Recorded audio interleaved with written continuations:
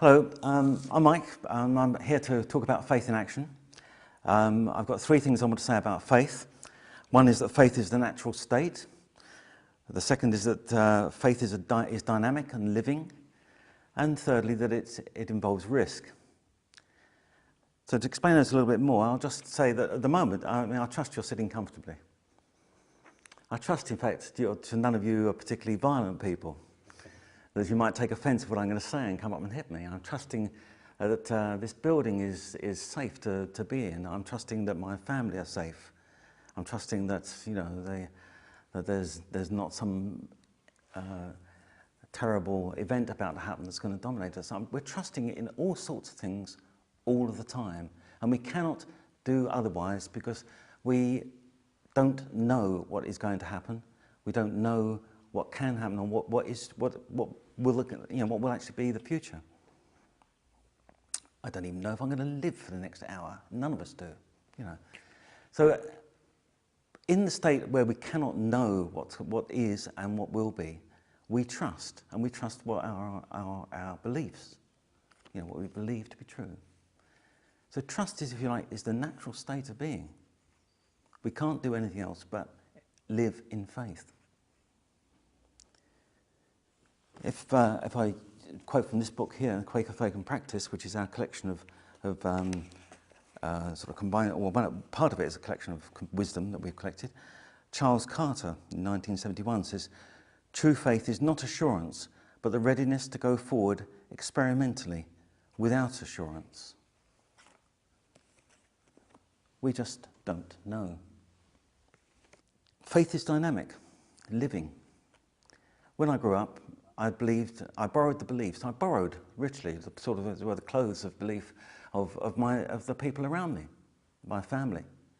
If they said something was the case, that's what's the case. If the teacher said that was the case, that was the case.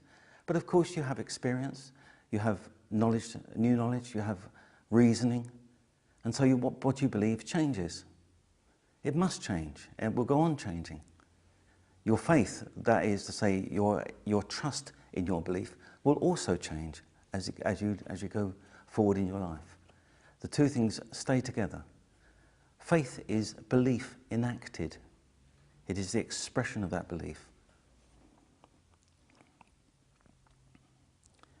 Faith inevitably involves risk. If I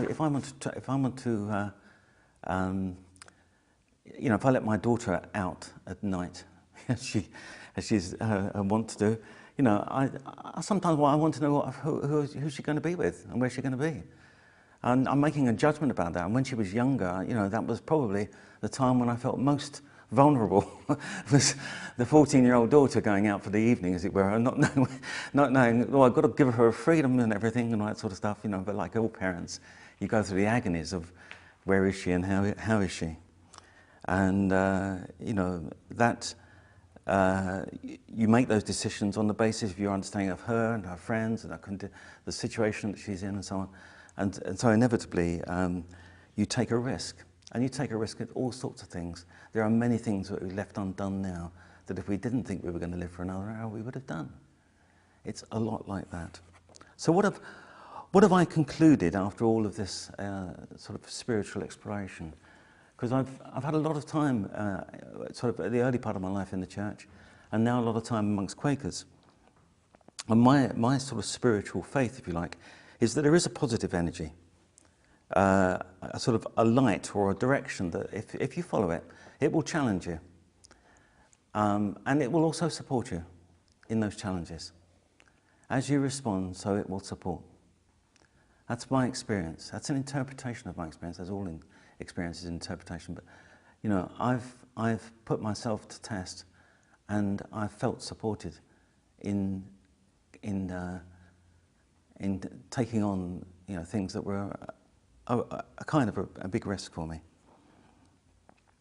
So that's where I'm at in that state, and what I will do now is leave this at this point and come back and tell you what things times when I've been tested and put that faith to test.